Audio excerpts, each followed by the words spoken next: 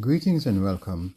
I'm Dr. Denver, and thanks for checking out my 5th presentation on basic accounting in alignment with the chapters in my book, Accounting 101, Easy Accounting and Bookkeeping for Beginners, using the chart of accounting. This session presents an overview of concepts presented in Chapter 4, Elements of the Balance Sheet.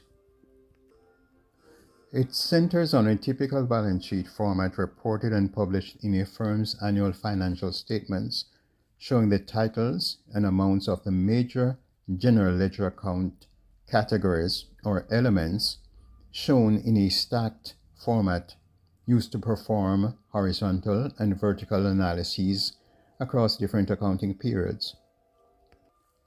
The balance sheet statement shows the titles and summary total amounts of the major accounting categories for assets, liabilities, and owner's equity sections of a business's chart of accounts, and is also a representation of the accounting equation total assets equals the sum of total liabilities plus total equity.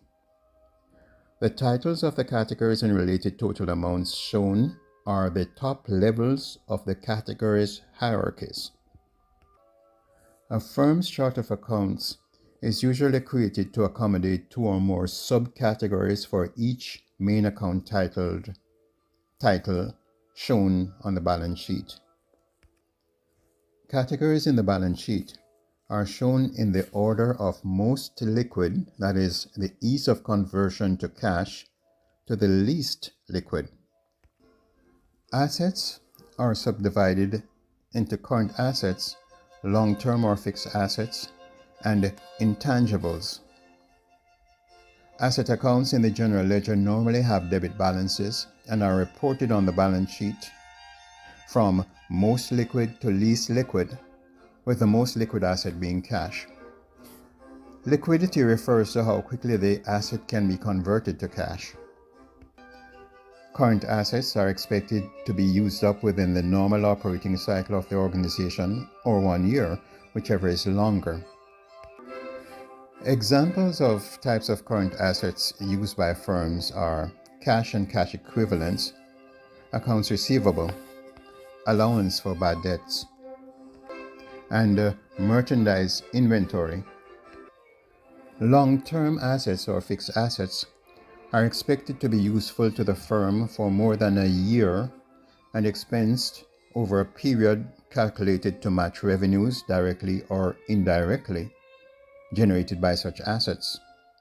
They include office buildings, office furniture and equipment, machines, computer equipment, land, vehicles, warehouse equipment, etc. Fixed assets are required to support the operations of the business over an extended period of time, a year or more. Accumulated depreciation is the contra asset in the balance sheet for the accumulated depreciation expense recorded in the income statement to expense the cost of long-term assets.